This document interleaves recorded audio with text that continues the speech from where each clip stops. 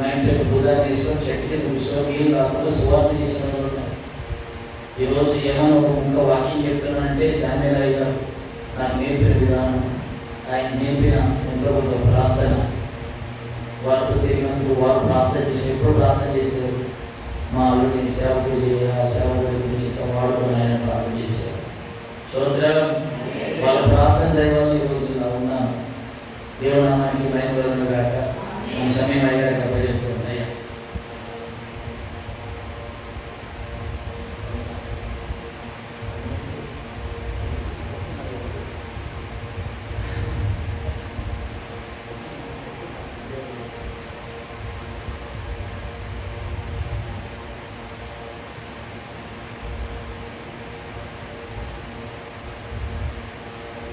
దేవునికి స్తోత్రములు. కూడి వచ్చిన మీ అందరికీ నా హృదయపూర్వకమైన వందనాలు. అందరికీ వందనాలు. సమయం ఇచ్చినటువంటి అయ్యగారికి మరొకసారి నా హృదయపూర్వకమైన వందనాలు. దేవుడు నాకు మరొక అవకాశం ఇచ్చాడు. ఎందుకంటే ఇక్కడ నిలబడటానికి, ఇక్కడ మాట్లాడటానికి. కాబట్టి దేవుడు ఈరోజు నన్ను ఇక్కడ నిలబెట్టుకొని ఆయన బలమైన సేవకులతో మరొకసారి నిలబెట్టినందుకు దేవునికి స్తోత్రం చెప్తా. హల్లెలూయా. మరి కాస్త బిగ్గర చెప్తా. హల్లెలూయా. దేవునికి మహిమ కలుగుగా. కాసేపు దేవుని మాటలు మనము విందాం. ఎవరి మాటలు విందాం? దేవుని మాటలు మనం విందాం. ఎందుకంటే ఆయన యజమానుడిగా ఉన్నాడు. యజమానునికి తన తోటలో అధికారం ఉంటుంది. అయితే ఆ తోటలో యజమాని కింద తన తోటలో పని చేయడానికి పనిముట్లు అవసరమా కదా? ఆయన తోటలో పని చేయడానికి అవసరము. తోట చేస్తుంది కాబట్టి ఆ తోటలో పని చేయడానికి మొట్టమొదటిగా చెట్లు నాటడానికి గొడ్డలి అవసరం కదా? తర్వాత గడ్డపార అవసరము, గన్ను అవసరం, అంతేనా? తర్వాత పైరేసినాక కొడవలి అవసరము, కొడవలి డిక్కీ గీడ అవసరము. కొడవలికి చాలా చిన్నగా ఉన్నది. నేనేమిటి పనికి వస్తాను అన్నట్టు గమనించను, కానీ దాన్ని కూడా ప్రభు వాడుకునే సమయం వచ్చినప్పుడు వాడుకుంటాడు. అదేవిధంగా ఈ యొక్క ఉపవాస పండుగలో ఇది 6వ రోజు. ఈ 6వ రోజు మీతో మాట్లాడటానికి ప్రభు నన్ను ఇక్కడ నిలబెట్టుకున్నాడు. హల్లెలూయా. ఈ 6 రోజులు చక్కటి ఒక వాక్యాన్ని దైవ సేవకులు అందించారు. చక్కటి వాక్యాన్ని అందించారు. కాబట్టి ఈ యొక్క పరిచర్యలో నాది కూడా ఒక చిన్న పాత్రే. హల్లెలూయా. హల్లెలూయా. కాబట్టి ఈ పాత్రలో నాకు ఇచ్చినటువంటి తలంతుని, నాకు ఇచ్చినటువంటి సమయాన్ని దేవుని కొరకు నేను కూడా వాడడానికి ఆశపడుతున్నాను. కాబట్టి కాసేపు దేవుని వాక్యాన్ని చూసుకుందాం. దేవుని వాక్యాన్ని చూసుకుందాం.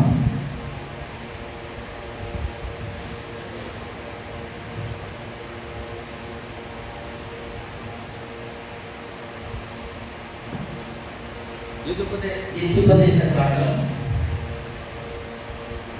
32వ అధ్యాయం 39వ వాక్యం చూసినట్లయితే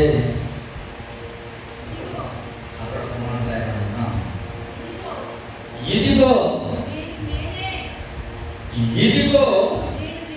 నేనే దేవుడను, నేను తప్ప వేరొక దేవుడు లేడు.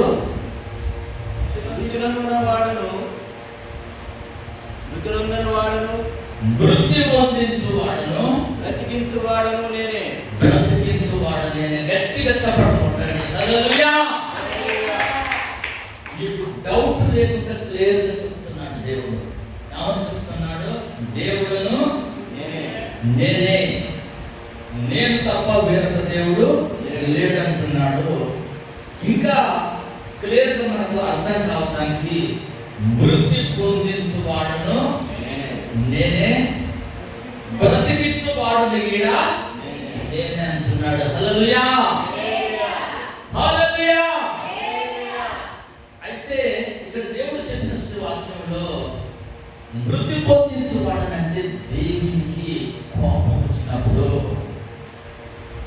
దేవునికి కోపం వచ్చినప్పుడు ఆయన చంప చూస్తాడు. మనిషి చూస్తున్నా చూడ చంప చూస్తాడు. ఉదాహరణకు ఒక కుటుంబంలో తల్లిదండ్రులు అనుకో, పిల్లగాన్ని తల్లి కొడితే తండ్రి చాటు కొడుతాడు, తండ్రి కొడితే తల్లి చాటు కొడుతాడు. లేదా భార్య భర్తలు అనుకో, భర్త భార్యని ఇబ్బంది పెడితే మామ చాటుకైనా ఉడుకుతుంది, అత్త చాటుకైనా ఉడుకుతుంది తప్పించుకోవడానికి. ఈ వాక్యములు చూసినట్లయితే మృతి పొందించువాడను నేనే అంటే దేవునికి కోపం వచ్చినప్పుడు, దేవుడు ఒక మనిషిని చంప చూసినప్పుడు ఎవరి చాటుకి వెళ్ళి దాక్కొనగలుగుతావో, దేవుడే సంప చూసినప్పుడు, దేవుడే సంప చూసినప్పుడు నువ్వు ఎక్కడికి వెళ్ళి దాక్కుంటావు? అర్థం కావాలి. దేవుడు చెప్తున్నమాట, మృతి పొందించేవాడని నేనే, బ్రతికించేవాడని కూడా నేనే. దేవునికి నీ మీద కోపం వచ్చి ఆయనే నిన్ను సంప చూస్తే ఏం చేస్తావు? ఏం చేస్తావు? దేవునికి కోపం వస్తుంది. ఆయన ప్రేమిస్తాడు, కోపపడతాడు. కాబట్టి ఎవరినో మామూలుగా ఆయన కాదు. ఒకనొక రోజు తన ప్రార్థన చేస్తే జరగనటువంటి కార్యము లేకుండా జరిగించటువంటి మోసెను దేవుడు చంప చూశాడు. హల్లెలూయా. ఎవరిని? మోసే అందరికీ తెలుసు కదా, మోసే అందరికీ తెలుసు. మోసే చేసిన అద్భుతాలు తెలుసు. మోసతో ముఖాముఖిగా మాట్లాడుతున్నాడు దేవుడు. ఆయన ప్రార్థన చేసి జరగలేదు కార్యాలు చాలా వరకు. ఎర్ర సముద్రం కాడికి వచ్చినప్పుడు అద్భుతాలు చేశాడు. అలాగే చూసుకుంటూ వస్తే ఆ నీటి లేనప్పుడు అద్భుతాలు చేశాడు. ఆకాశము నుంచి ఆహారం ఇవ్వాలని ప్రార్థన చేసి ఆయన ప్రార్థన చేస్తే జరగని కార్యాలు లేకుండా జరుగుతూ వస్తే అలాంటి ఒక సేవకునే సంప చూశాడు దేవుడు. హల్లెలూయా. సంప చూశాడు. మామూలుగా విషయం అండి. విషయం దేవుడు సంప చూస్తే ఎక్కడ తప్పించుకోగలుగుతావు? ఎక్కడ దాచిపెట్టుకోగలుగుతావు? దేవుడు చూడండి లేదు. ఆయన మోసే ఒక రోజు నడుచుకుంటూ వెళ్తుంటే ఆ వాక్యం ఉంది చూడండి. ఆ వాక్యం చూపిస్తాను. నిర్గమకాండం 4వ అధ్యాయం 24వ వచనంలో చూసినట్లయితే అతడు పోవు మార్గమున సత్రములో యెహోవా ఎదుర్కొని అతన్ని చంప చూడగా చాలయ్యా ఏం చేశాడు? ఈ మోసే ఏమంటున్నాడు? ఇక ముందు ఆయనే సంప చూసినప్పుడు ఏం చేస్తున్నాడు? ఎండబడి ఇక దిక్కు ఎవరికి చెప్పుకున్నాను. ఎవరికి దిక్కు? ఎక్కడ దాచి పెట్టుకునేది? ఏ స్థలంలో దాచి పెట్టుకోగలుగుతాడు? ఎక్కడ పెట్టుకోగలుగుతాడు? అలా ఆలోచించేటువంటి దేవుడే తరువుతూ సంప చూసినప్పుడు ఉరుకుతూనే ఉన్నాడు. ఎదురు తిరగకుండా మోస ఉరుకుతూనే ఉన్నాడు. కానీ అక్కడ మాట అసలు దేవుడు ఈయన ఏమి అంటలేడు, కానీ ఆయన మాత్రం పాపంతో తరుగుతూనే ఉన్నాడు. తరుగుతుంటే తన భార్య అయిన సిపోరా చూసింది. హల్లెలూయా! నా భర్తని ఇంత అద్భుతాలు ఆశ్చర్యమైన కార్యం చేశాడు కదా, ఈరోజు ఎందుకు నా భర్తని దేవుడు చూస్తున్నాడు? అసలు ఎందుకు ఆయనకు నా భర్త మీద పాపం వచ్చింది అని ఆమె గమనించి, అసలు ఎందుకు ఆయనకు పాపం వచ్చిందనే సంగతిని తన భార్య గమనించి ఎంతనే తన కుమారుని పట్టుకుంది. ఆమె గమనించింది అన్నమాట. హల్లెలూయా! హల్లెలూయా!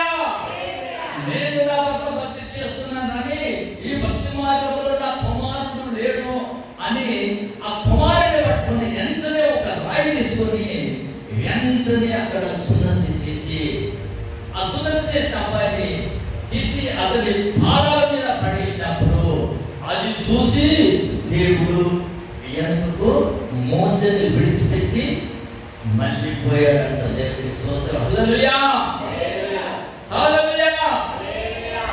మోసేని చంపడానికి వచ్చినప్పుడు ఎవరు అడ్డుపడ్డరు? తన భార్య అయిన సిపోరా అడ్డుపడ్డది.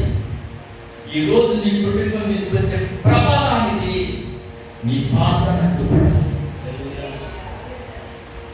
ఈరోజు నీ కుటుంబానికి వచ్చే ఆపదకు ఏమడ్డుపడాలి? నీ ప్రార్థన అడ్డుపడాలి. నీ కుటుంబానికి జరిగేటువంటి ఒక కీడుకు నీ ప్రార్థన అడ్డుపడాలి. హల్లెలూయా! హల్లెలూయా! నీ ప్రార్థన అనేది ఏ విధంగా ఉండాలంటే, నీ కుటుంబం మీదకి రాబోతున్న కీడుకు, రాబోతున్న అపాయాలకు, రాబోతున్న ఆటంకాలకు, రాబోతున్న అడ్డులకు, నీ కుటుంబానికి రాబోతున్న శాపానికి నీ ప్రార్థన చేయాలంటే నీ ప్రార్థన అడ్డుపడాలన్నమాట. దేవునికి స్తోత్రం. హల్లెలూయా! హల్లెలూయా! ఎందుకంటే ప్రార్థన చేసే వారికి కొన్ని దేవుడు దర్శనాలను చూపిస్తాడు. ఇది నిజం. దేవుడు ఎందుకంటే నువ్వు అడ్డుపడాలని ఒక దర్శనాన్ని దేవుడు చూపిస్తాడు. రియల్గా జరిగిన సంగతి నేను చెప్పాను. నేను హైదరాబాద్ ఉన్నప్పుడు ఎప్పుడు నాకు 3:30-4 దేవుని మహాకృపను బట్టి లేసే అలవాటు నాకు ఉంది. అయితే ఆ రోజు నాకు ఏమని కళ వచ్చిందంటే, హైదరాబాద్ నుంచి 2 మనుషులు బైక్ మీద వస్తున్నారు. రియల్గా జరిగిన సంగతి. బైక్ మీద వస్తుంటే ఆ 2 మనుషులని వెనకించే ఒక లారీ ఢీకొడితే 2 మనుషులు పక్కకు ఎగిరి పోకుండా 2 మనుషులు చనిపోయినారు. 2 మనుషులు చనిపోతే ఆ దర్శనము కథ అది నాకు వచ్చింది. ఆ కళ వచ్చినప్పుడు నేనేం చేసినంటే, ఎప్పుడైనా 4 గంటలకు లేచి ప్రార్థన చేసినట్టు ఈ దర్శనం వచ్చినాక ఆ రోజు ఎందుకు నేను లేచి ప్రార్థన చేయక అలాగనే పండుకున్నాను. అబద్ధం చెప్తాను, దేవుడి కల్పించే చెప్తున్నాను. ఆ రోజు ప్రార్థన చేయక ఎందుకో అలాగే లేవలేక పండుకుంటే నేను బయటికి వెళ్ళి నేను హోటల్ కాడికి చాకాడి వరకు వాళ్ళు అంగడిపేటలో అంట 2 యవనస్తులు పెళ్లికి 11 గంటలకు పెళ్ళి పొద్దుగాలు లేచి వస్తుంది దానిలో లారీ 2 పోయారు. చూసావా?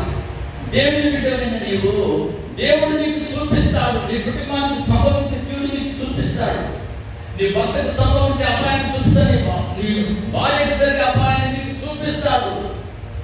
దానికి నువ్వేం చేయాలంటే నువ్వు ప్రార్థన చేసి అడ్డుపడాలి. హల్లెలూయా! హల్లెలూయా! ప్రార్థన అలాగే ఉండాలి.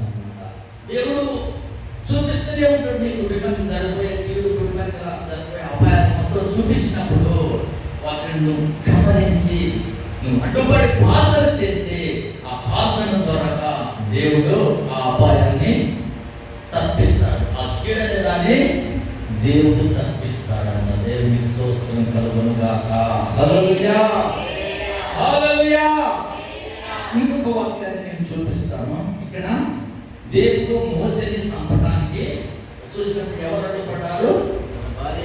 తన భార్య అయిన సిప్పోరా అడ్డుపడి తన భర్త ప్రాణాన్ని, తన పిల్లల్ని, తన పిల్లల కుటుంబాన్ని కాపాడుకోవడానికి అడ్డుపడింది. అదేవిధంగా ఇంకొక వాక్యాన్ని ఇక్కడ నేను చూపిస్తాను. దేవుని స్తోత్రం కలుగును గాక. హల్లెలూయా. నిర్గమకాండము 32వ అధ్యాయం 9వ వచనంలో చూసినట్లయితే, మరియు యెహోవా ఇట్లనెను,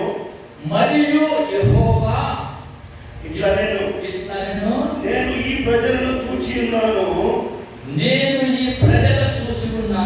ఇదిగో వారు లోబడనని ప్రజలు, కావున నీవు ఊరుకును, నా కోపము వారి మీద మండి, నేను వారిని కాల్చివేసి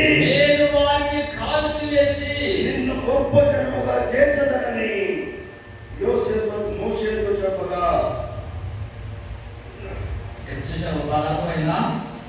మోసే ప్రజలను నడిపిస్తుంటే, లక్షలాది మంది ప్రజలను నడిపిస్తుంటే, దేవుడు చూసినప్పుడు ఆ ప్రజలు ఏం చేశారంట? దేవునికి లోపడలేదంట. ఎన్నో అద్భుతాలు జరిగించుకుంటూ వస్తున్నాడు, ఆశ్చర్యకరమైన కార్యాలు జరిగించుకుంటూ వస్తున్నాడు, సూచక క్రియలు, మహత్కార్యాలు జరిగించుకుంటూ వచ్చినా కూడా వాళ్ళు ఎంత కీడ వాళ్ళు ఏం చేస్తున్నారంట? లోపడతలేరంట.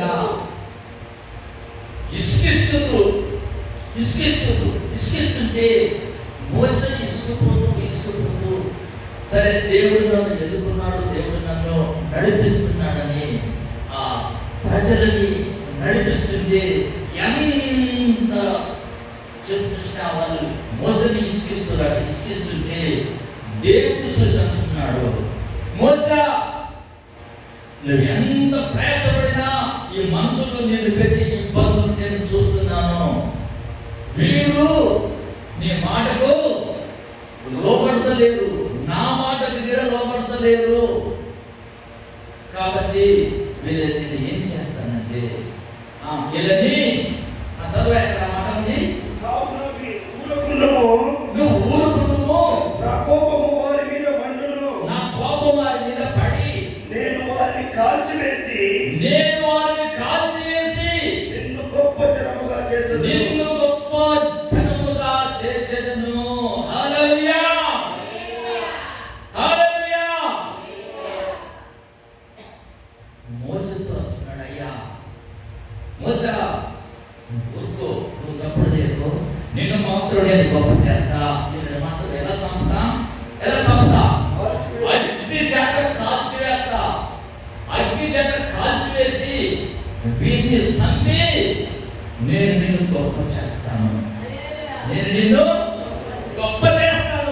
అన్నప్పుడు మోసే ఏం చేసిందంటే తన ప్రజలని చంపకుండా మోసా దేవునికి అడ్డుపడ్డాడు. హల్లెలూయా, హల్లెలూయా.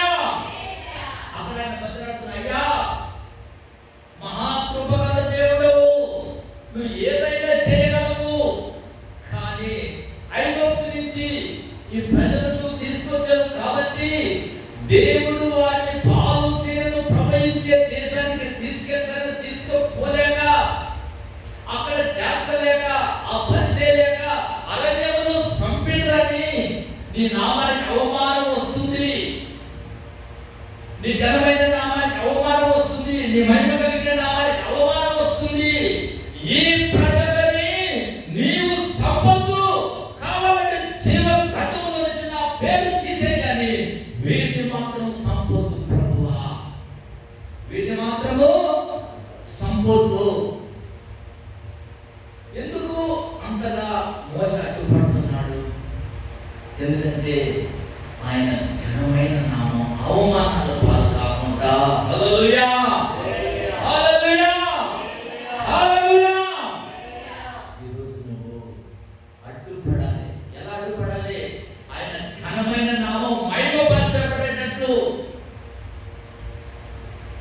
ఆయన ఘనమైన నామానికి అవమానం జరగకుండా నువ్వు చూసుకోవాలి. ఆ బాధ్యత నీకుంది.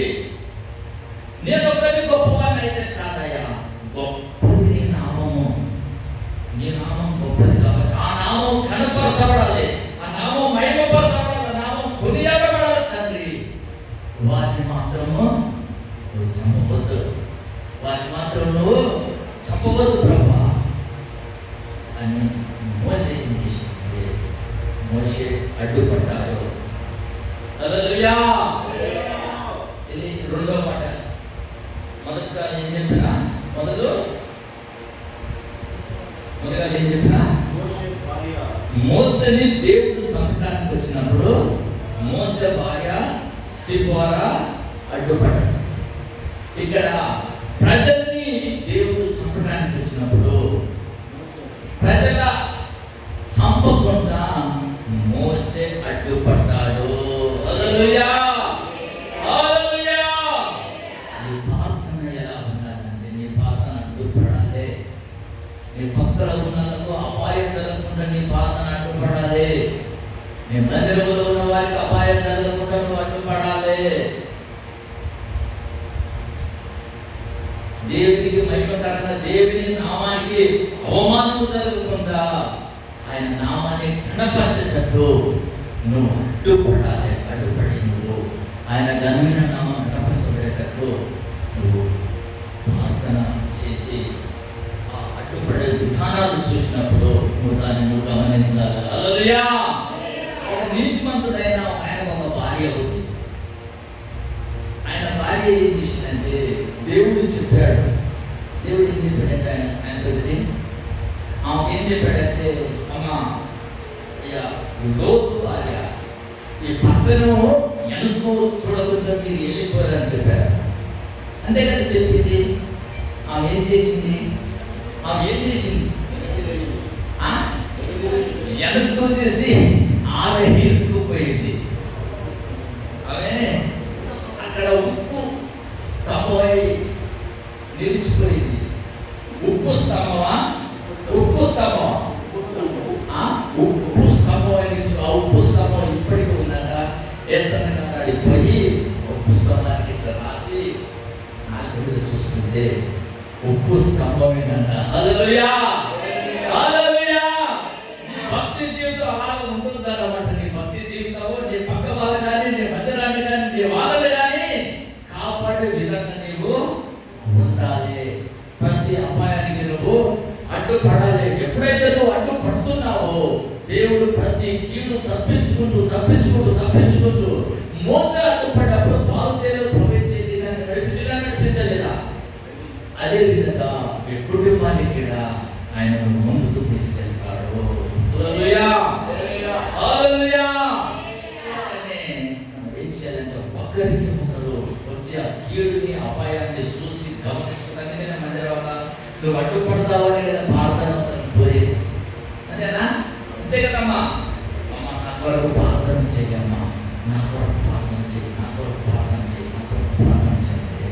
నీ ప్రార్థన ద్వారా నువ్వు ఆ అపాయాలకు నువ్వు అడ్డుపడాలి. దేవునికి స్తోత్రం కలుగుగాక. హల్లెలూయా, హల్లెలూయా. మనం జాగ్రత్తగా నువ్వు గుర్తుంచుకోవాలి. ఎవరు నీకు చెప్పినా, ఎందుకంటే నువ్వు ఆదుకుంటామని చెప్పేది ఇక్కడికి వచ్చి చెప్తారు, నిలబడి చెప్తారు, మా ప్రార్థన చేయమా, నా పరిశుద్ధి ఇదని చెప్తారు. ఆ ప్రార్థనతో నువ్వు ఈ ప్రార్థన ఎలా ఉండాలంటే దేవుడి సన్నిధిలో చేరి దేవుడు ఆ కీడున అపాయాలను తప్పించేటట్టు నువ్వు అడ్డుపడి ఉండాలి. దేవునికి స్తోత్రం. హల్లెలూయా, హల్లెలూయా. కాబట్టి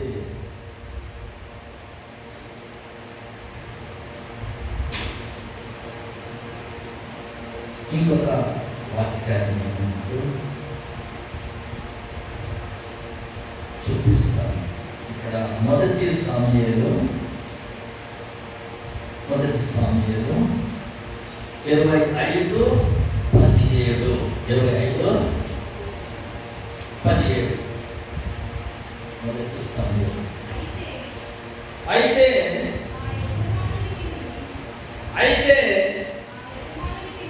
వారు యజమానునికి అతని ఇంటి వారందరికీ కీడు నిశ్చయించున్నారు కనుక ఇప్పుడు నువ్వు చేయవలసిన దానిని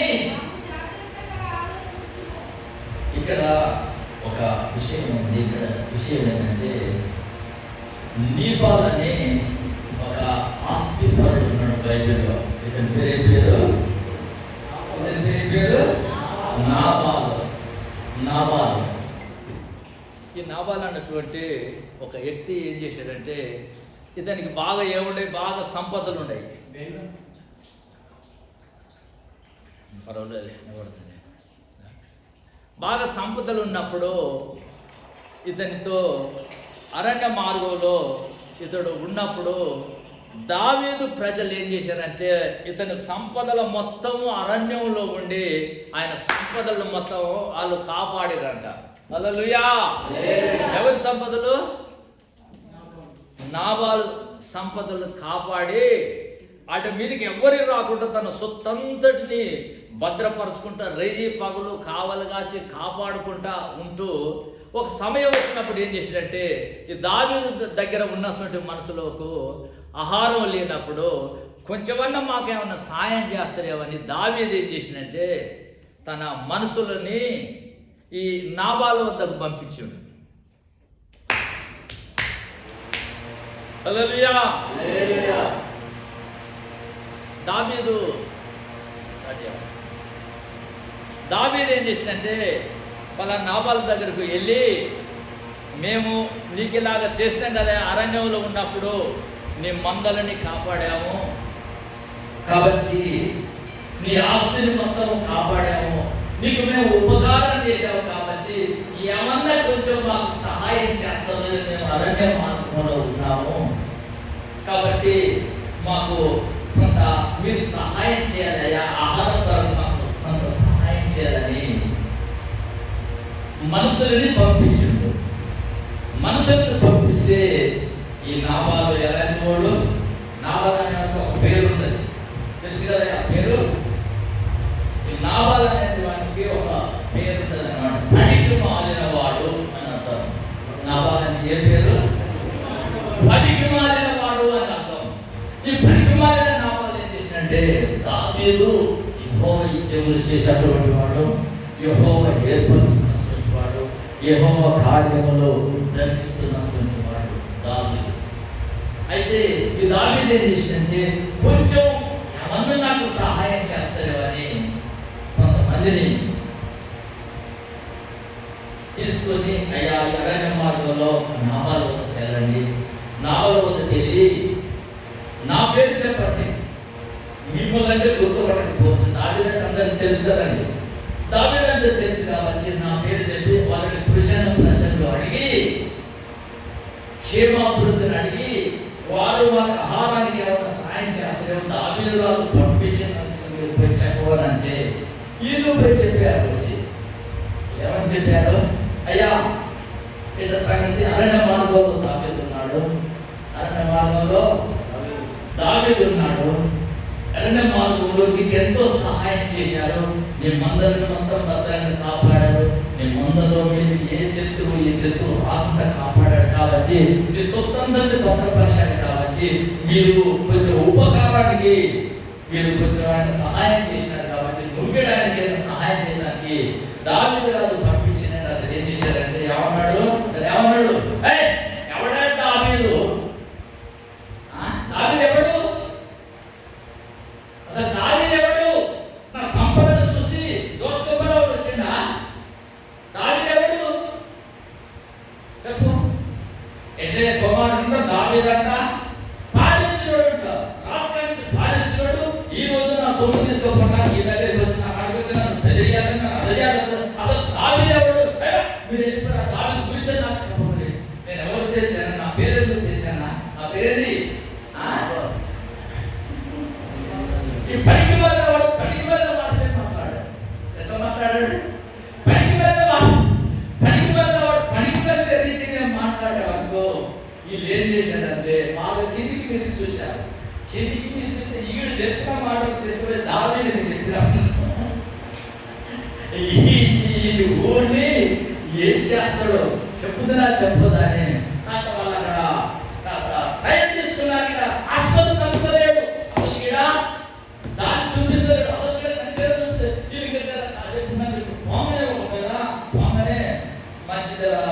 అక్కడ పోగానే ఒకవేళ ఇంకొక విషయం ఏంటంటే 3 బాగలేనప్పుడు మాట్లాడతారు. ఎంత మంచిగా మాట్లాడినా వాళ్ళు రియాక్షన్ అవుతారు. రియాక్షన్ అవుతారా కదా? అయితే ఏ మాట చెప్పినా 3 బాగా చేశారంటే ఈ 10 మంది దాబీదు పంపించిన మనుషులు ఏం చేశారంటే ఇద్దరు చాలా కిందికి మీదకి మాట్లాడుతాడు. నీరు తాగి మందు వచ్చేది అడిగినంటే నా సంగతి తెలుసా, ఇందాక చెప్తే మీరు మనుషులు కాదా, ఇందాక చెప్తే మనుషులు కాదా, మీరు ఏమనుకుంటున్నారు అసలు నేనంటే ఏంటి? ఆ విధంగా కోమాడంటే ఎవడు అన్ని తెచ్చి మొత్తం ఆర్డర్ పట్టిస్తుంది. మీరు మొత్తం హెల్పరిక్కని చెల్లిపోరని మళ్ళీ అట్టే మాట్లాడు, కిందికి మీదకి మాట్లాడు, మళ్ళీ కిందికి మీదకి మాట్లాడే వరకు ఇక వాళ్ళు గమనించింది ఏంటంటే, ఏం గమనించారంటే ఇతడు ఇల్లు ఏ మాత్రం ఇంకా చేసేపడినా మార్పు లేదురా, ఎందుకైనా మంచిది పోదాంపా, ఎందుకైనా మంచిది వెళ్ళిపోదాంపా, వెళ్ళిపోయి మన యజమానితో చెప్పుదామని చక్కగా వాళ్ళు ఒకరికోలో మాటలు పట్టుకొని చక్కగా యజమాని కాడికి వచ్చి చెప్పారు. యజమానికి దావీదు రాజుకు వస్తే, అయా ఆ నాబాల్ కాడుకు నువ్వు తోలిచిన కానీ ఒక్క మాటన మంచిగా రాలేదయ్యా, నువ్వు చేసిన ఉపకారానికి ఒక్క మాట కూడా మంచిగా రాలేదు, ఎట్లా పడితే అట్నే మాట్లాడు, దావీదు ఎవడాడు పారిపోయి వచ్చినాడు, అసలు ఆ నోరు అనేది లెఫ్ట్ రైట్ అదుపు లేకుండా మాట్లాడినాయా, ఏ మాత్రం అతనికి సహాయం చేయండి, ఇంత సహాయం చేస్తే ఇలా చేస్తాడా, తెల్లారే వరకు అతను ఊళ్ళో ఒక్క మగ పురుగుడు లేకుండా చంపేసినారు, అందరు కత్తులు ధరించడానికి దావీదు చెప్పాడు. దావీదు దగ్గర కొన్ని 100 మంది ఉన్నారు. హల్లెలూయా, 100 మంది ఉన్నారు దావీదు దగ్గర. అదే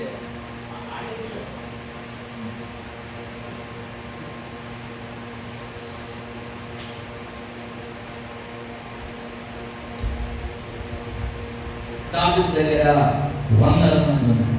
100 మంది ఉన్నప్పుడు దావీదు ఏం చేసినట్టే, ఇంతకాలం నేను మంచిగా ఇతని అరణ్యంలో ఇతని సొంతందరిని కాపాడే సొంతందరిని భద్రపరిస్తే ఈరోజు నేను ఏమడిగినాం, ఒక ఆహారం కదా మేము అడిగిన ఆహారం అయితే ఇంతగా మాట్లాడారు, ఇంతగా చేసినారు కాబట్టి వారి కుటుంబంలో కానీ ఆ ఊళ్ళో కానీ ఒక్క మగ పిల్లలు కానీ లేకుండా సంపేదం పండని కత్తులు ధరించుకొని అందరూ కత్తులు ధరించుకుని ఎట్లా ఊరి మీద పడి పడాలి. ఊరి మీద పడి ఏం చేయాలా, ఏం చేయాలా, ఏం చేయాలా, ఆ ఊరిలో ఉన్న అసలు మగ పిల్లగాడు లేకుండా సంపృద్దామని అందరూ కత్తులు ధరించుకొని ఆ కత్తులు మొత్తం పుట్టును పెంచుకొని ఊరి మీద పడటానికి అంతా వీళ్ళు సిద్ధమవుతున్నారు. ఎవరు దావీదు దగ్గర ఉండిన చూచేవారు, దావీదు దగ్గర ఉండిన చూచేవారు వీళ్ళందరూ సిద్ధపడితే ఆ దావీదు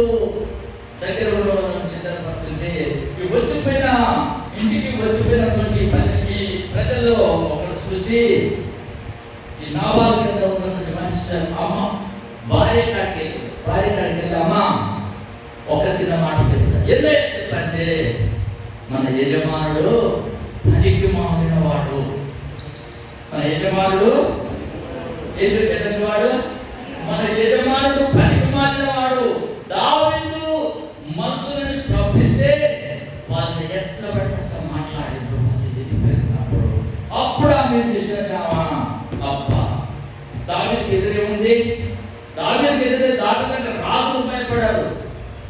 దావీదు ఒక పరాక్రమశాలని, దావీదుకు ఎవరు సౌలు రాజు కూడా భయపడాడు దావీదుకి.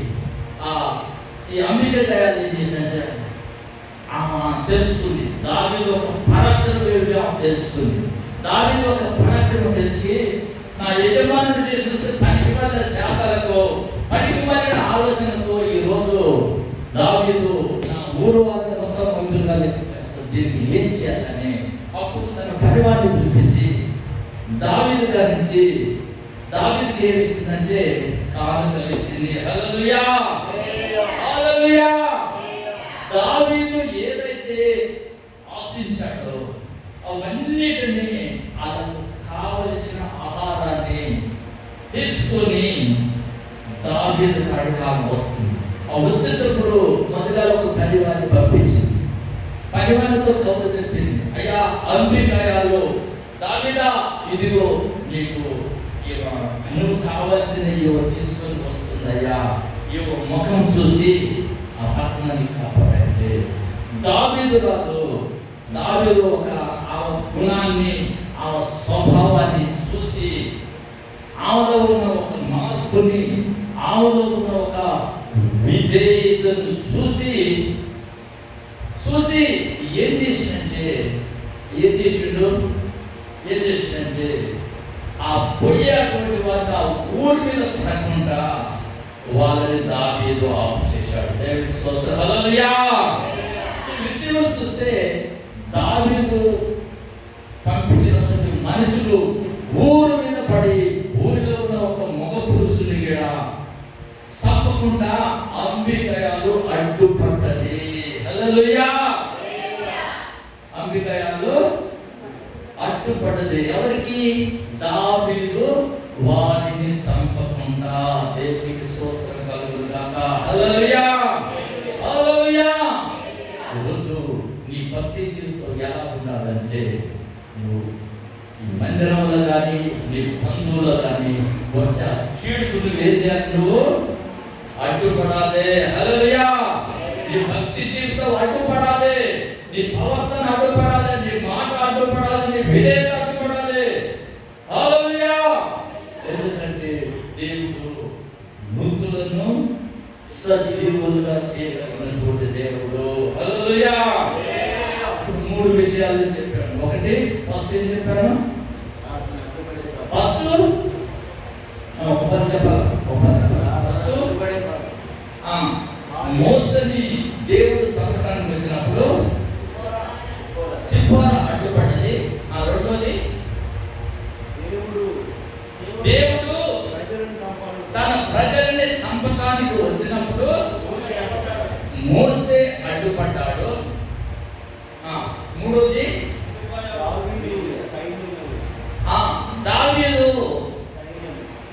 దావీదు సైన్యము ఈ యొక్క నాబాలు ఒక ఊరిలో ఒక మగ పిల్లగాడు లేకుండా సంపటానికి కత్తులు ధరించుకొని వస్తుంటే ఇవ అంబికయాలు అడ్డుపడ్డది.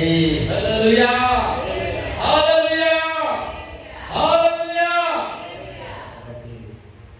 దేవుడు మనకు విధేయత చూపించడానికి మన మనసుని పరీక్షిస్తాడు. హల్లెలూయా. ఆపద వచ్చినప్పుడే మొరపెట్టుకుంటే జరుగుతుందండి. జరుగుతుందా? ఆపద వచ్చినప్పుడే మొరపెట్టుకుంటే జరగదు. కాబట్టి నువ్వేం చేయాలంటే దేవునికి ఇష్టానుసారం నువ్వు నడుచుకోవాలి. హల్లెలూయా. హల్లెలూయా. ఉపమానం చెప్తానండి. భక్తి జీవితంలో ఉన్న ఉపమానం.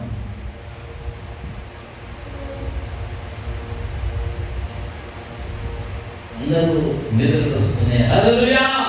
నిద్ర వచ్చిన వాళ్ళు చెప్పండి హల్లెలూయా. హల్లెలూయా. కాబట్టి నేనంత ప్రసంగించిన అబ్బాయి నాకు ఇచ్చిన బాధ్యత నెరవేరుతాను. కాబట్టి జాగ్రత్తగా మీరు వినండి. ఇది దేవుని మాట. ఇక్కడ ఉండి ఎవరు మాట్లాడినా ఎవరి మాట ఇది దేవుని మాట. ఎవరు చెప్పినా ఈ యొక్క గ్రంథంలో నుంచే చెప్తున్నారు. దేవుని స్తోత్రం. హల్లెలూయా. ఒక ఈ అడ్డుపడడానికి ఒక ఉపమానం జ్ఞాపకం వస్తుంది. ఒక తేనెటీగ తెలుసు కదా? తెలిసానా? తేనెటీగ ఒక పెద్ద పురుగు. ఈ తేనెటీగ ఏమో చెట్టు మీద ఉంది. తేనెటీగ చెట్టు మీద ఉంటుంది. ఈ పెద్ద పురుగు ఎక్కడ ఉంటుంది? పెండలో ఉంటుంది. పెండలో ఉంటుంది. ఈ పెండలో ఉంటే రోజు ఆ తేనెటీగ తేనె తిన్నది, తేనె తాగుతుంది, తేనెలో ఉంటుంది. ఈ పెండ పురుగు ఎక్కడ ఉంటుంది? పెండనే తింటది, పెండలో ఉంటుంది, పెండనే పాతది, పెండలో ఉంటుంది.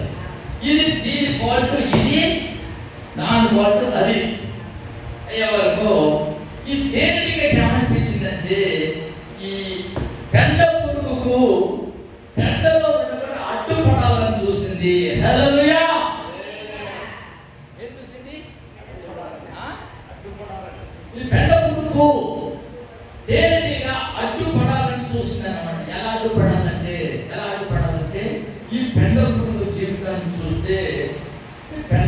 ఉంటుంది, అలానే తింటుంది, అలానే ఉంటుంది, అలానే పంపుతుంది, అలానే చేస్తుంది, మొత్తం దాని జీవితం మొత్తం అలానే కలుపుతుంది. దీనికి ఏమన్నా అసహ్యంగా లేదా అని అది అనుకుంటుంది. దీని జీవితమే అది. హల్లెలూయా. మారు ఏం చెప్పినా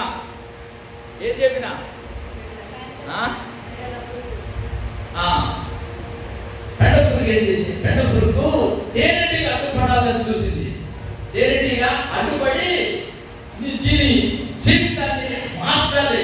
ఈ పెండలోకి దాన్ని చూసే వరకు నేనే ఇంత ఆశయించుకుంటున్నాను. దీన్ని చూసేవాళ్ళు ఎంత ఆశయించుకుంటున్నారు. దీని జీవితాన్ని ఏ విధంగా దీన్ని సరి చేయాలని, దీని జీవితానికి అడ్డుపడి దీనికి ఒక మార్పు కలగ చేయాలని తేనెటీగ నిర్ణయించుకొని ఏ విధంగా సరే దీనికి నేను అడ్డుపడి ఈ పెండలో ఉండకుండా దీన్ని బయటికి తీసుకొచ్చిన తేనె విషయంతో దీనికి చూపిస్తా అనుకుని ఒక రోజు ఎవరి దగ్గరికి వచ్చిన దగ్గరికి వచ్చి పెండపురుగు పెట్టుకుంటాడు. ఎవరిలో మాట చెప్తా కోపడతా ఉన్నాడు. ఏం కోపడని చెప్పంటే, ఇగో ఈ జీవితం నీది బాగలేదే, ఈ జీవితం నువ్వు బాగలేదే, నువ్వు అలానే తింటున్నావు, అలానే పంపుతున్నావు, అలానే ఉంటున్నావు. కాస్త నా మాట అయితే తేనె రుచిలో నీకు చూపిస్తా, కాస్త బయటకు వస్తావంటే తేనె అంత రుచి ఉంటుందా? అవును అంత రుచి ఉంటుందంటే ఏది అమ్మమైనా బాగా పట్టుబట్టిందంట. ఎలా పట్టుబట్టింది? ఎటు పోయి ఈ పెండ పురుగులోనికి రాకుండా ఇళ్ళ నుంచి కాస్త బయటకు తీయాలా అనుకుంది. కానీ దీనికి ఎక్కడ ఉంది? దీని సంతోషం అంతా మీదనే. అది అదే పడదు, ఆహారాలనే ఉండేలాగానే పండేలాగానే దాని మొత్తం దాని పెండదే దాని ప్రపంచం అంట. వచ్చింది ఇది కదా నువ్వు రా, బయటికి రా, నీకు నేను తేనె రుచి చూపిస్తా, అసలు తేనె ఎక్కడ ఉందో తెలిసిన రుచి నీకు చూపిస్తారా. వచ్చింది. ఏం చేస్తామంటే, ఈ ఓడు నువ్వు పెండలో ఉండొద్దు, ఏంటమ్మా నేను తేనెటీగను కాబట్టి నా తేనె ఉంటుంది, ఆ తేనె రుచి చూపించిన అనుకో నేను సెలవుల ఇళ్ళకు రావు అన్నదట. బాగుంటుంది చూపియాలి వరకు పోయిందంట. పోయి తేనె తెచ్చినట్టు పోయి తేనెంత పట్టుకొచ్చి నోట్లో పిండి ఎట్టుందన్నమాట. అంటే చెప్పాలి, తేనె ఎట్లుంటుంది, పెండ ఎట్లుంటుంది? తేనె తీయకుంటుంది, పెండ తీయగానే ఉంటుంది. అయితే ఈ పెండ పురుగు ఏమంటుందంట, అట్నే ఉంటుంది అన్నదంట. ఏమన్నది? అతనే ఉంటుంది అన్నదంట. అరే ఇదేంటి? తేనె రుచి ఉంటుంది, నేను రోజు తాగుతున్నా కదా, ఇదేంటి అతనే ఉందంటుందని మరి కాస్త ఇంత తీసుకొచ్చి మళ్ళా నోరు తెచ్చింది. ఇప్పుడు ఎంతున్నానంట. ఇప్పుడు టైం ఊకో, నువ్వేం మాట్లాడుతావు అంతా ఓకే, అంతా అట్నే ఉంది. నువ్వు తీయముంది అంటున్నావు, రుచిగా ఉంది అంటున్నావు, కంప ఉంది అంటున్నాడు, ఆలోచించరాడు. అదట్నే ఉంది, ఇదట్నే ఉంది, అదట్నే ఉంది. ఏంది అది ఇంత నాకు చూస్తానే ఏదో నాకు నోటి కమ్మ ఉంది, ఇదేదో అట్నే ఉంటుంది అంటుంది. ఏంటబ్బా ఇక్కడ ఏదో మొత్తం మీద ఏదో జరుగుతుంది. కానీ తేనె రుచి తేనె, పెండ రుచి పెండే. ఎటు పోయి ఈ తేనె రుచి దానికి చూపియాలా అనుకోని బాగా పట్టుబడి మరి కాస్త తెచ్చి మళ్ళీ చేసిన, మరి కాస్త తెచ్చి ఎట్టుందో అన్నాడు. నువ్వు ఎంత పట్టుబడి అట్లనే ఉన్నాను అన్నమాట. అట్లే ఉన్నాను వరకు దీనికి డౌట్ వచ్చింది. దేనికి డౌట్ వచ్చింది. తేనె ఏంటి పెండ ఉన్నట్టుండవేంటి అని తీసుకొచ్చి ఒక వారికి నోరు తెరవంటే దాని నోట్లో మొత్తం పేడ ఉందంట. ఇది పిండేది మొత్తం ఆ నడుగులు ఇంత గుంత ఉంచి ఆ గుంతలో పడుతుందంట. ఆ గుంతలు పడినప్పుడు దానికి రుచి ఏం దొరుకుతుంది? ఏ రుచి దొరుకుతుంది? ఎట్లా రుచి దొరుకుతుంది? దొరకగలిగా ఆ రుచి దొరకదు. అప్పుడు చూసి గమనించిందంట, అందుకనే అత్యం ఉందన్నో కాదంటే నీ నోటిలో నువ్వు పెండ తింటావు కాబట్టి నీ నోటి నిండా పెండ ఉంది. ఆ పెండ ఓపెన్ బయటకు ఉయ్యి అనేవరకు పెండ మొత్తం బయట ఊసిందంట.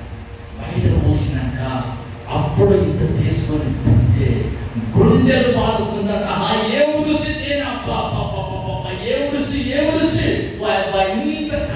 దీని రుచిని కానలేకపోయినా, ఇంతకాలము ఈ రుచిని నేను కానలేకపోయినా, అంత ఒకటే అనుకున్నా, ఇంత రుచికరమంటే చీ చీ చీ, ఈ పెండలకు నేను ఎల్లను, ఈ పెండలకు నేను ఎల్లను అని అప్పుడు తేనెటీగతో సాహసం చేసి తేనె తాగేది నేర్చుకున్నాడు. ఎంత కాలపూర్తం చేసినాను, ఎన్నాళ్ళ సంది నేను తిన్నది ఇదా, ఇంత సక్కటి సూర్యుడు ఒక తేనె రుచిని నేను కానపడుతున్నామో, ఇక నేను అల్లకు పోను. హల్లెలూయా. నీ జీవితంలో కూడా, నీ భక్తి జీవితంలో కూడా నువ్వు ఆ భక్తి జీవితంలో నుంచి బయటికి రావాలి. హల్లెలూయా. నువ్వు ఒక సంప్రదాయాల నుంచి నువ్వు బయటికి రావాలి. అప్పుడు మాత్రమే నువ్వు దేవుని ఒక వాక్య రుచి అనేది నువ్వు తెలుసుకోగలుగుతావు. హల్లెలూయా. పెండ పురుగు ఏ విధంగా, పెండ పురుగుకు తేనెటీగ ఏ విధంగా అడ్డుపడదో, ఈరోజు ఆ పెండ పురుగులాగా ఉండినటువంటి ఒక అనేకులు లోకంలో ఉండినటువంటి వారిని, అనేకులని నువ్వు దేవుని వైపు తిప్పి దేవుని వద్దకు రావడానికి నువ్వు అడ్డుపడాలి. హల్లెలూయా. చేస్తావా? అలా చేస్తావా? ఒక్క ఆత్మను దేవుని వద్దకు తీసుకురావాలి. హల్లెలూయా. హల్లెలూయా. భక్తి చేస్తున్నాను, నువ్వు సంతోషిస్తున్నావు, కానీ నిన్ను చూసి దేవుడు ఏ రోజున సంతోషిస్తున్నాడా? దేవుడు ఏం చేస్తే సంతోషిస్తాడు? ఎలా సంతోషిస్తాడు? ఏమిస్తే సంతోషిస్తాడు? దేవుని సంతోషపెట్టే విధానంలో నేర్చుకొని ఆయన ఒక సన్నిధానంలో నువ్వు ఉండాలి. దేవుని స్తోత్రం. హల్లెలూయా. హల్లెలూయా. హల్లెలూయా. ఇంకొక విషయం నేను చెప్తాను. ఇప్పుడు 3 విషయాలు అయిపోయినాయి కదా. నేను చెప్పాను 3 విషయాలు గుర్తుంచుకున్నాను దేవుడి మాటలో. మొదటిగా మోసేని చంపకపోతే శివారం అడ్డుపడింది. ప్రజల్ని దేవుడు చంపకపోతే మోసే అడ్డుపడ్డాడు. దావీదు ప్రజల్ని చంపకపోతే అంబికయాలు అడ్డుపడ్డది. హల్లెలూయా. హల్లెలూయా. ఇంకొక వాక్యం నేను చూపిస్తాను. అపొస్తలుల కార్యములు 9వ అధ్యాయము 40వ వచనం చూడండి. పేతురు అందరినీ వెలుపలకు పంపి మోకాళ్ళలోనే ప్రార్థన చేసి శవము వైపు తిరిగి, ఇక్కడ ఒక విషయం చాలా హల్లెలూయా. పేతురు అని ఒక భక్తుడు. పేతురు అని ఈ భక్తుడు ఏం చేసిందంటే, ఆ గుప్పేలో దోర్క అని ఒక శిష్యురాలు, దోర్క అని ఒక శిష్యురాలు ఉంటే దానికి అర్థం తల్లిద అని అర్థం. ఈ దోర్క అనే శిష్యురాలు ఈ భక్తిలో ఆమె ఏం చేసేదంటే సత్క్రియలు చేసేది, మంచి ప్రవర్తన కలిగి నడుచుకునేది అన్నమాట. మంచి విధేయత చూపించింది. ఆమె భక్తి చేయటమే కాకుండా ఆమెతో ఉన్నటువంటి వారికి కూడా భక్తి నేర్పే విధానాలు ఏమో ఉన్నాయి దోర్కలో. హల్లెలూయా. హల్లెలూయా. మంచి ప్రవర్తన, నలుగురు చెప్పినట్టు ఆమెను చూసి భక్తి నేర్చుకో. చూసావా? ఈ మాట అందరికీ రావాలి, గుర్తుకుండాలి. భక్తి చేసే విధానం ఉంటుంది కదా. ఇది కాకుండా బ్రతికే విధానం చూస్తే వాడిని చూసి నేర్చుకోవాలి. అక్కడ చూడు అంటారా? అంటే అతడు మంచిగా జీవిస్తున్నాడు కాబట్టి అతన్ని చూసి నేర్చుకుంటున్నాడు. ఈ భక్తి విషయంలో వీడు భక్తి అలా చేయాలి, ఆమెను చూసి నేర్చుకోవాలి. ఇలా చేయాలని చెప్పేటట్టు భక్తి చేయాలి. అయితే ఈ ద్వారక అంటాడు ఏం చేసిన అలాంటి ఒక భక్తి చేసినటువంటి శిష్యురాలు అన్నమాట. అలాంటి ఒక భక్తి చేసినటువంటి శిష్యురాలు. అయితే ఒకనొక రోజు కైలబడి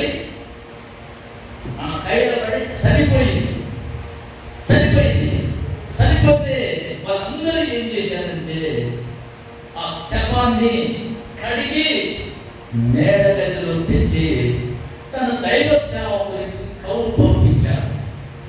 తన దైవ సేవకునికి నీ శిష్యురాలు ఇదిగో దేవుని వద్దకు ఇంతమందిని నడిపించింది, ఇలా సత్క్రియలు చేసింది, ఇలా మంచి కార్యం చేసింది, భక్తులు ఆమె ముందుండేది, అందరూ ఆమెను చూసి నేర్చుకున్నట్టు ఆమె నడుచుకున్న సూచి విధేయత కలిగిన సూచి ఆమె చనిపోయింది. కాబట్టి ఆమెను మేము కడిగి ఆ శవాన్ని కడిగి మేడగదిలో పెట్టాము అని పేతురుకు కౌరు చేసినప్పుడు పేతురు అక్కడికి వచ్చాడు. హల్లెలూయా. పేతురు అక్కడికి వచ్చి ఏమంటున్నాడంటే ఈ యొక్క కడిగి పెట్టిన శవాన్ని పాతి పెట్టకుండా పేతురు అడ్డుపడ్డాడు. హల్లెలూయా. చచ్చిపోయిన ఏం చేస్తాం? చచ్చిపోయిన వారిని పాతి పెట్టు. అయితే యువనిగా వీళ్ళు కడిగి పెట్టి మేడగదిలో పెట్టి పేదలకు ఎంత చేసినప్పుడు పేదలు అక్కడికి వచ్చి ఆమెని పాతి పెట్టకుండా అడ్డుపడి ప్రార్థన చేసి ఆమెను బతికించాడు. గట్టిగా చప్పట్లు కొట్టండి. హల్లెలూయా, హల్లెలూయా. చూసావా? అందుకనే దేవుడు మనం ఫస్ట్ చూసుకున్నాం, మృతి పొందించువాడును బ్రతికించువాడు ఆయనే. హల్లెలూయా, హల్లెలూయా. ఇక్కడ చనిపోయి 3 రోజులు కడిగి మేడగదిలో పెట్టిన శవాన్ని పాతి పెట్టకుండా అడ్డుపడి తిరిగి ఆవిడ బ్రతికించాడు. ఎలా బ్రతికించాడు? ప్రార్థన ద్వారాగా. హల్లెలూయా. నువ్వు అడ్డుపడవలసింది ప్రార్థన ద్వారా. నువ్వు అడ్డుపడాలి. హల్లెలూయా. 4 విషయాలు నేను చెప్పాను. దేవునికి స్తోత్రం. హల్లెలూయా. నీ భక్తి జీవితం ఎలా ఉండాలంటే నువ్వు అడ్డుపడాలి. హల్లెలూయా. నీ కొడుకు జీవితం చెడిపోతుందా? లేక నీ కోడల జీవితం చెడిపోతుందా? నీ అన్నదమ్ముల జీవితం చెడిపోతుందా? నీ చుట్టుపక్కల వాళ్ళు మొత్తం నరకానికి వెళ్ళిపోతుంది. నువ్వు అడ్డుపడాలి. నువ్వు నీ భక్తి చేతను అడ్డుపడి వారందరినీ నువ్వు దేవుని సన్నిధానికి నువ్వు నడిపించాలి. హల్లెలూయా. నువ్వు ఏమి ఇచ్చినా ప్రభు సంతోషపడ్డాడు. కానీ ఆ ఒక్క ఆత్మని తెచ్చి ఇదిగో అయ్యా కోట్ల రూపాయలు పోసి కొనలేని రక్షణని నాకు ఇచ్చినందుకు, నాకు ఇచ్చిన రక్షణకు ఇదిగో ప్రభా ఒక్క ఆత్మని తెచ్చి నీకు ఇచ్చానని ప్రభుత్వం చెప్తే ఆయన సంతోషిస్తాడు. హల్లెలూయా, హల్లెలూయా. దేవుని నామానికి మహిమ కలుగును గాక. ఇప్పుడు చెప్పాను 4 విషయాలు చెప్పాను. 4 విషయాలు చెప్పాను కదా. ఈ భక్తి జీవితం ఎలా ఉండాలంటే అడ్డుపడాలి. ప్రార్థన ద్వారాగా ప్రతి కార్యమైన ప్రభు జరిగిస్తాడు. ఎలా చెప్పగలుగుతానంటే నా జీవితంలో ఇలా మీ అందరికీ తెలుసు, కొంతమందికి తెలిసి ఉండకపోవచ్చు, కానీ 2021లో నాకు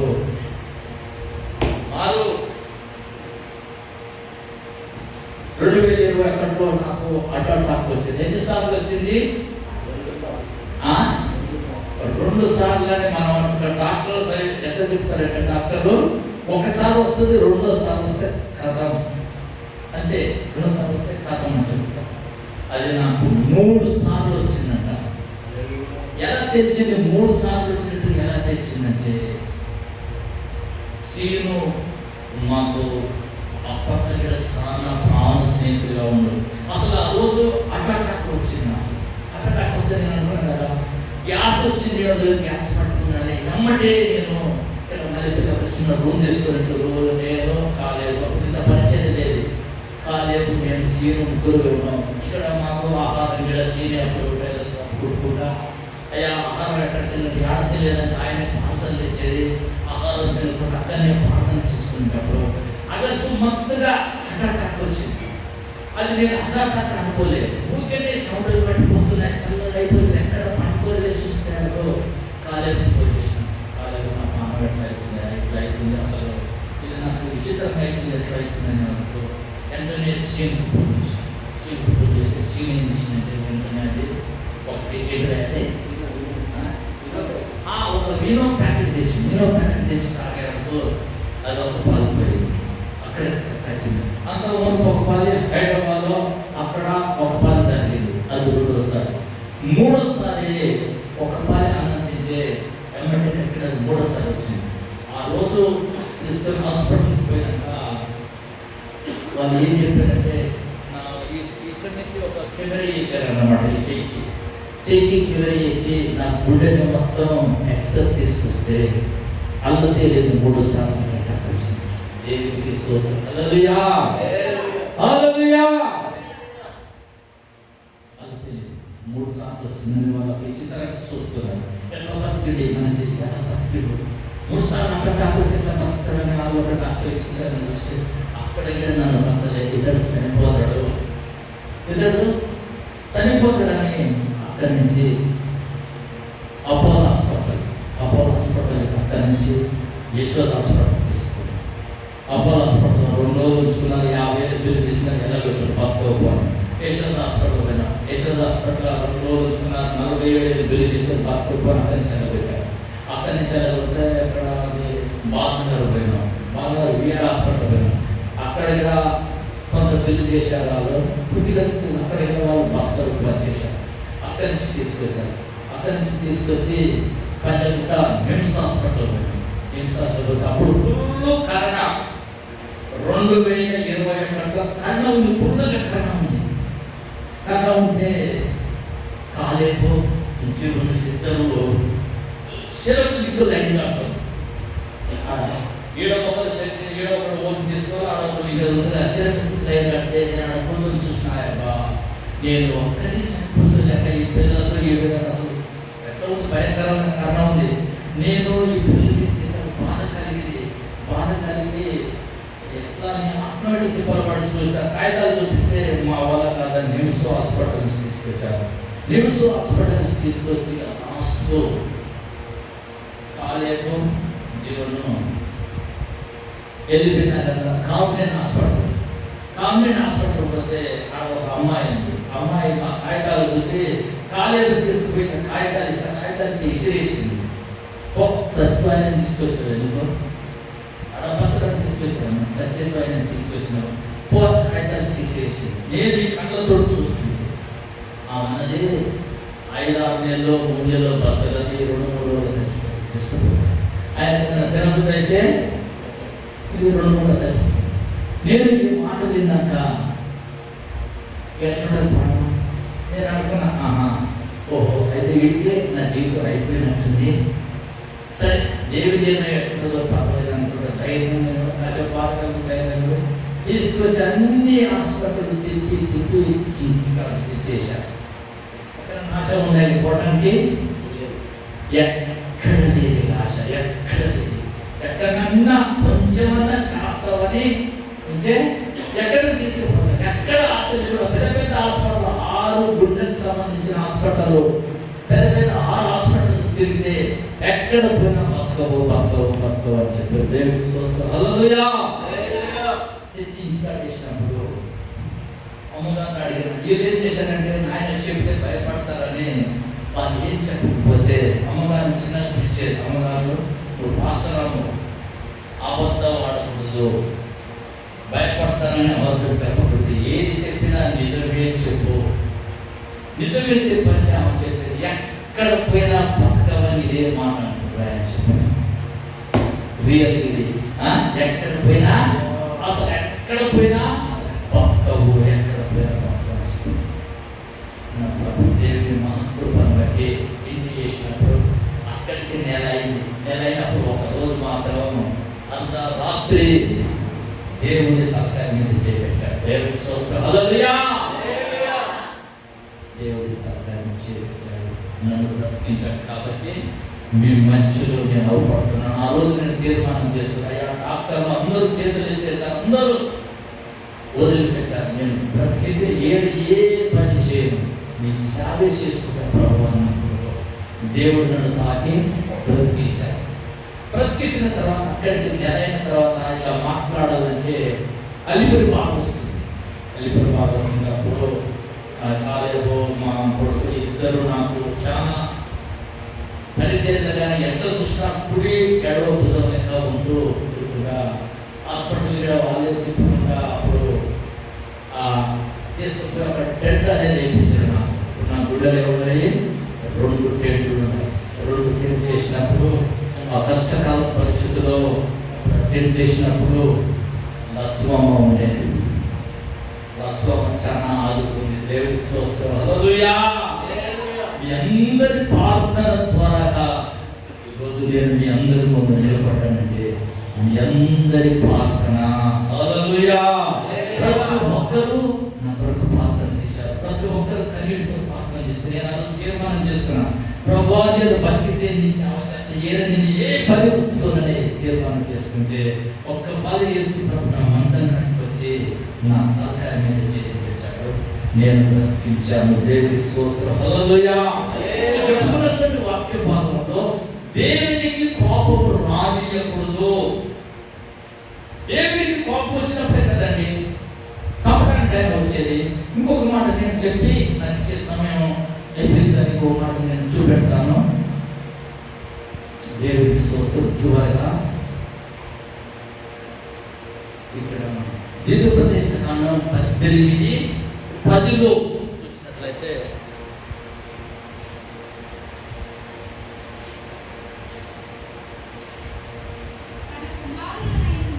జాగ్రత్తగా వినాలి. దేవుడికి కోపం ఎలా వస్తుంది అనేది జాగ్రత్తగా వినాలి. తన కుమారులనైనను తన కుమార్తెలైనను అగ్నిగుండము దాటించు వారినైనను సకినము చెప్పు సోదిగలనైనను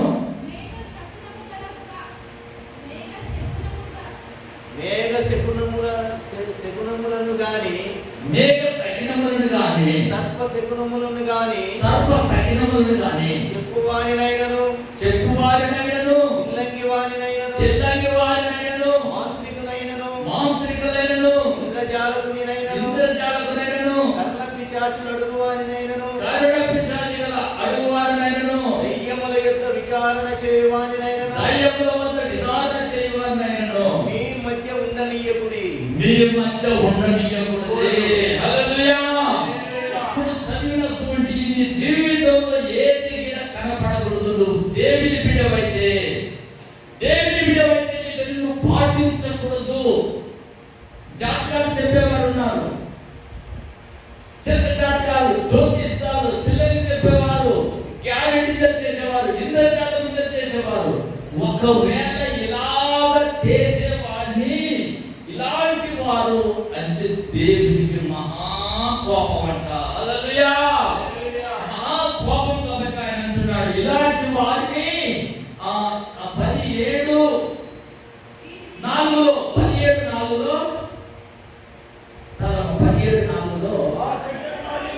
17:4 ఆ చెడ్డ కార్యములు చేసిన పురుషులు గాని స్త్రీని గాని నీ గ్రామముల వెలుపలికి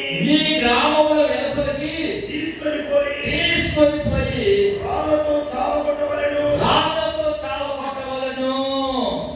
జాగ్రత్తగా గుర్తుంచుకోండి. ఎవరు చేసినా గిడయ్యి, ఎవరు చూపించుకున్నా, ఎవరు చేసినా గిడ దేవునికి మహా కోపం వచ్చి ఎవరు చెప్తున్నాడు ఇలాంటి వారిని మధ్యలో ఉంటే గ్రామములలో నుంచి వారిని బయటికి తీసుకెళ్లి రాళ్లతో కొట్టి చంపమంటున్నాడు. హల్లెలూయా. మనం చూసుకున్న వాక్యంలో బ్రతుకుటకైనను సంపుటకైనను తిరిగి లేపుటకైనను అధికారము కలిగిన దేవుని కలిగి ఉన్న నీవు ఇవన్నీ దేవునికి విరుద్ధమైన క్రియలు. వీటిని నేర్చుకొనకూడదు, వీటిని అనుసరించకూడదు, వీటిని పాటించకూడదు. వీటిని ఎవరికైనా అభ్యాసించినట్లయితే దేవుని కోపము వారి మీద బహు బలముగా ఉంటుందంట. హల్లెలూయా. కాకుండా మనము దేవునికి లోబడి ఆయన వాక్యానుసారంగా నడుచుకుంటే ప్రతి సమస్య నుంచి తొలగించడానికి నువ్వు అడ్డుపడే అవకాశం దేవుడు ఇస్తాడు. హల్లెలూయా. హల్లెలూయా. నీ కుటుంబానికి నీ ప్రార్థన అడ్డుపడాలి, నీ భర్తకు నీ ప్రార్థన అడ్డుపడాలి, నీ పిల్లలకు నీ ప్రార్థన అడ్డుపడాలి, నీ పిల్లల అనారోగ్యం